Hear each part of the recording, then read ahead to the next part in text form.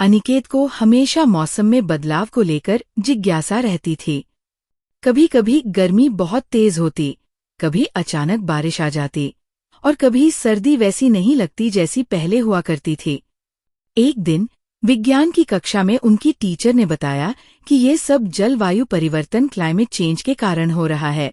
लेकिन अनिकेत के मन में सवाल उठने लगे, आखिर ये जलवायु परिवर्तन हो क्यों रहा है? इसका असर सिर्फ मौसम पर ही होता है या हमारे जीवन पर भी? उसी रात अनिकेत ने एक अजीब सपना देखा। वो अचानक भविष्य में पहुंच गया, जहां दुनिया बिल्कुल अलग थी। चारों ओर सूखी और बंजर धरती थी। पेड़ बहुत कम थे, नदियां सिकुड़ गई थीं और कुछ जगहों पर बाढ़ का पानी भरा हुआ था। लोग छाव की तलाश में भटक रहे थे। पक्षियों की चहचहाहट कहीं सुनाई नहीं दे रही थी और समुद्र के किनारे बसे शहर डूब चुके थे। ये सब क्या हो गया? अनिकेत ने खुद से कहा।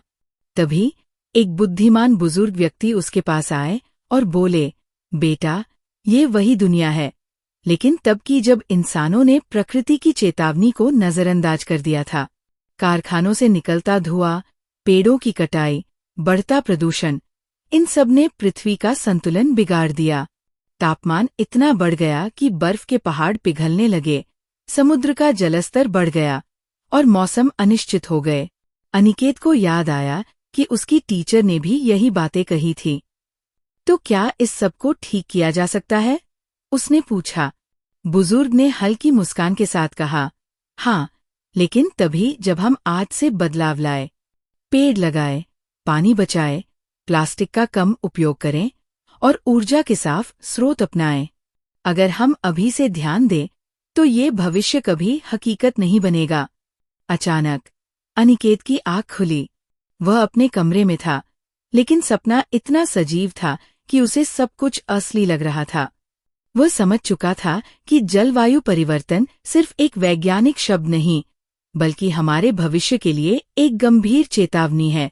अगले ही दिन उसने अपने स्कूल में जलवायु परिवर्तन के खिलाफ एक जागरूकता अभियान शुरू किया।